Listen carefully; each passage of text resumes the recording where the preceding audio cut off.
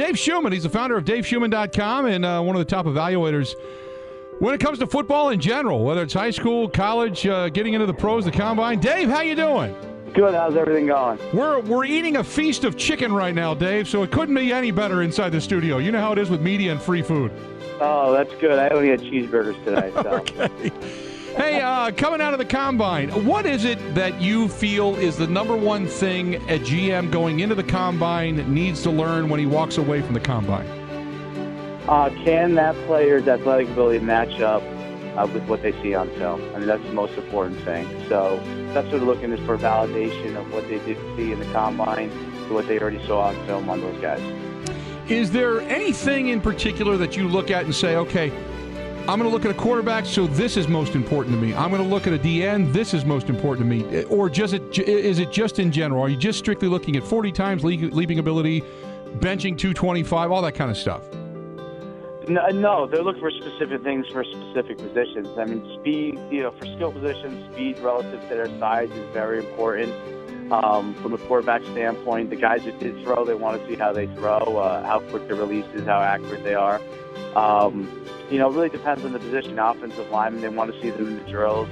Obviously, having fast, great explosion, all those kind of things from a testing standpoint is important for an offensive lineman, but they really want to see them in the drills and see how they move. Now, you see guys progress from high school to college to the pros and how they go about it. I've always said, give me a football player over an athlete any day of the week. Is it the same when you go to the combine, or are you strictly looking for athletic ability? Oh, you're looking for both. No, there's no doubt about it. Like I said, it's a really matching process, but obviously if someone's a great athlete and he had a decent career in college, but he has exceptional athletic ability, there might be specific places where they can use him in the NFL. Because he's even more specialized in the NFL. So if you got a guy that's purely like a pass rusher, which is like we talked a lot about Clowney and how will he do, how will he not do. Well, there's one thing that he could do probably better than anybody else, and that's pass rush. So if you see someone like him run a 4.53 and a 40-yard dash, you know that he's got a specific skill that will translate to the NFL. Why are some of these GMs in one-on-one evaluations asking some of these guys such ridiculous questions? Well, what questions are you talking about? Well, there was one about, what would you do with a brick? You have 1 minute to give me all the things that you would do with a brick. I think some of those things are psychological. See how they handle things under pressure, how they perceive situations and handle those kind of situations. It is psychological games, and they're trying to understand how what kind of person they're getting from a player standpoint, and will they be able to handle things in the NFL. Should the Wonderlic test? I know I've seen it. I've gone through some of the questions. I guess how much weight should we put into the Wonderlic test and scores? Because the only time we hear about it is negatives. We don't really hear the positives. The only time we hear about it is when somebody just failed it miserably. Should the Wonderlic, I guess, be that big of an examination of one's mental capacity or capabilities? Well, it's more a validation that they can do the job, or an indictment that they don't have the mental capacity. And I think, depending on the position, the positions that require very, very high levels of mental capacity, like offensive linemen and quarterback, to be able to think on their feet even more so than the other positions. The Wonderlic test is very, very important to at least validate that they can handle the job. You've seen kids and evaluated kids all the way down into the high school ranks. I've said for a while, I don't necessarily think it's a great thing to start televising each of these larger-than-life athletes' choices for schools and college. I think it puts undue pressure on them before they're even really adults at this point. How do you see the growth of the high school signing day and college expectations? And because a lot of these kids you're never going to see again. They're going to fail, and then they're looked at after being on ESPN or whatever as failures. Should they be putting that much pressure on younger guys regarding football and signing day? Well, I think they want that. I think the players want it. I think that they themselves enjoy that part of the process. Otherwise, they wouldn't go through it.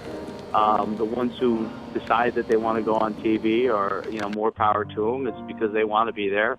And the ones who are more reserved and not into that kind of all that kind of hoopla do not do that. So I think it's a personal choice. I think that even though they are teenagers, the way that everything is now in the recruiting process, they are more aware of things that are going on from the time they're 14, 15, believe it or not, than they ever have been. And by the time they get to be 18 years old, as much as the college coaches are playing the game to get them to their school, the players that are at the highest level have been doing that same thing themselves for 4 years, so they understand much better what they're getting into than, you would say 15, 20 years ago.